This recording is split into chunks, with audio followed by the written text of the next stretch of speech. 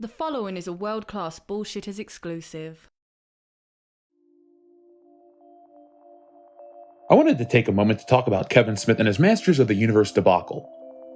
Yeah, and I said it. It's a debacle. For the Kevin Smith defenders, a debacle is a sudden failure. That sort of sounds like Kevin Smith.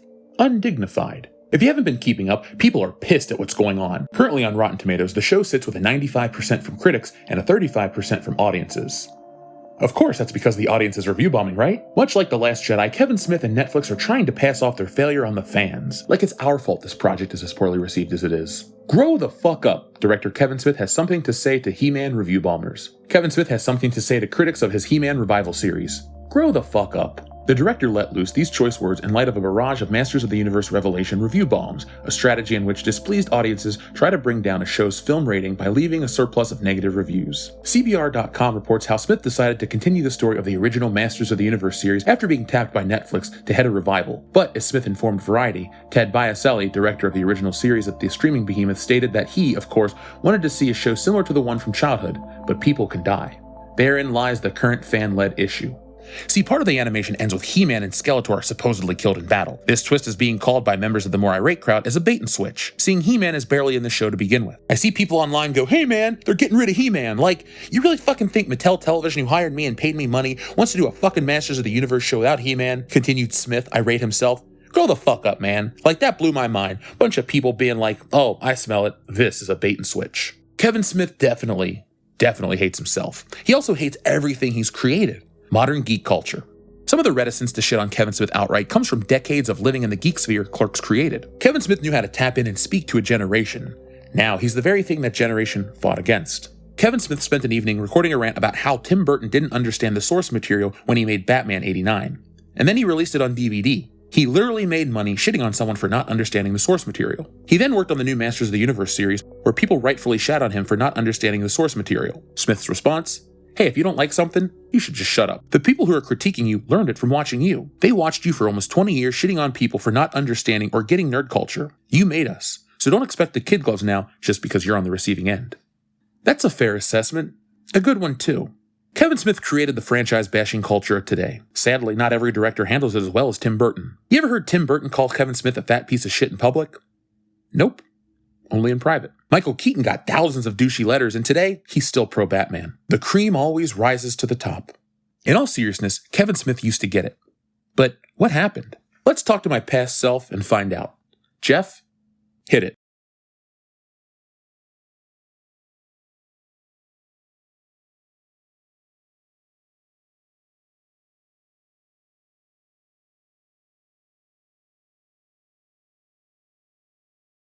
Today's shill is a shill of massive proportions, Kevin Smith. A self-proclaimed whore, Smith is the man who will toe any company line for a little bit of exposure and a buck to finance his next flick. As of late, he's been shilling hard for Warner Brothers, especially their DC properties.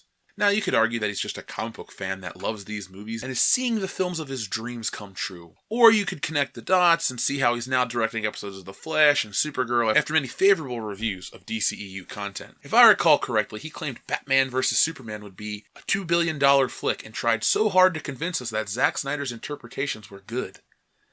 Ugh. One thing to remember about Kevin Smith. Back in the early 90s, up until 2008-ish, Smith mainly talked about Marvel Comics in his movies. In Mallrats, he had Stan Lee in the film, and Jay references Wolverine many times. Brody's room is full of Marvel posters like Spider-Man, X-Men, and the Fantastic Four, and he name-drops Punisher War Journal. In Jay and Silent Bob Strike Back, Daredevil appears in the film as well as then Editor-in-Chief Joe Quesada. In Zack and Miri Make a Porno, Craig Robinson's character lists off archaic comic strip characters to which Seth Rogen responds with, "No, like Spider-Man." We know that Smith liked Batman. There's a copy of The Dark Knight Returns in Clerks, and he dresses up as Batman in Mallrats, but when Marvel was willing to give him access to things, as well as work, he was their guy. I'd say that was his earliest case of shilling for a company. That all changed when DC started getting involved with Fat Man on Batman. Prior to this, he had written comics for them, but since 2012 when he started Fat Man on Batman, he really went full shill for DC. Since then, he appears on their CW specials promoting the failed Justice League flick, hosts comic panels and directs shows, and has a sudden surge of relevancy. What pains me the most is just how far Smith has fallen over the last few years. At one time, the man was the voice of counterculture, the voice of a generation, but now he just parrots the corporate message of Warner Brothers. He's essentially become what he hates the most, though he's always been sort of self-loathing. He does this because it's the only way he can get a seat at the table anymore. And as someone who genuinely loves some of his films, I find this sad. His review of The Last Jedi is useless, and the way he defends the film is just more deflection. It's everyone's fault but Disney. I attempted to listen to him review The Force Awakens because he always talked about Star Wars, quoted Star Wars, seemed to understand its essence. But by 2015, it was just too late. I didn't sense conflict anymore, and there was no more good in him. I'm sure he's a good father, husband, friend, etc., but as a source of credible, unbiased opinion, he is trash. It's like the Joker says, "Hubba, hubba, hubba, money, money, money, who do you trust?" And Kevin, I don't trust you anymore. His shilling has been well documented so well that a simple Google search will yield a greater result than I can put in any single video. But Kevin Smith whoring himself out is a tale as old as time. Well, that was fun. Let's do more videos. Subscribe for more and message us on Patreon to request topics and early access. See, that's how you do it, Kevin. This whole situation is ugly. He-Man fans are rightfully pissed. I may not have grown up with Masters of the Universe, but they came from my Star Wars and my comic books, so I know the pain. Fucking with the main characters is stupid. People like them the way they are. They're popular the way they are. What's the reason? Luke, He-Man, is it a white blonde thing? It's all good, sir. No, it ain't all good.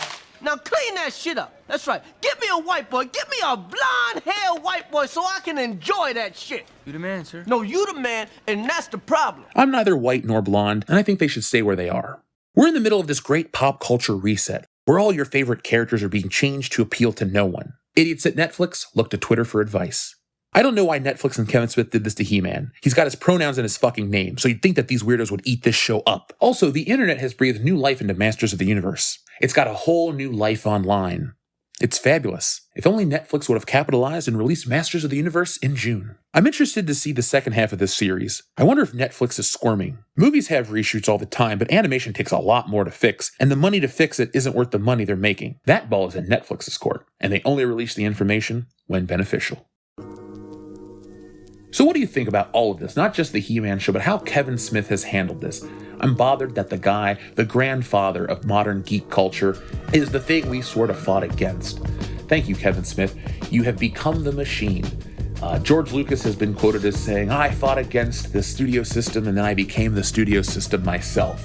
So Kevin Smith has spent years fighting against people who don't understand source material just to become the guy who doesn't understand source material. Convenient. I gotta say, I'm very disappointed in Kevin. I have stopped watching most of his films over the last few years. Yoga Hosers was god-awful. Actually, I watched them all and they all fucking sucked. The only Kevin Smith work I haven't been watching is his directorial stuff on TV and this He-Man show. Ever since, like I said earlier in the video, ever since Kevin Smith started working with CW and Warner Brothers, he's a shill. I don't really care about his opinion anymore. He took his show, Fat Man on Batman, something that was excellent, and turned it into a commercial. Kevin Smith is the epitome of a sellout. And guess what? You're not worth very much. So folks, thank you for watching. I'll be back next time with more. Make sure you hit that subscribe button. Make sure you hit the notifications button turned on to all. We're shooting for 200,000 by the end of the year. So folks, let's make that happen. But that's it for today. So folks, thank you. Be smart, be safe, be cool, but always be excellent to each other.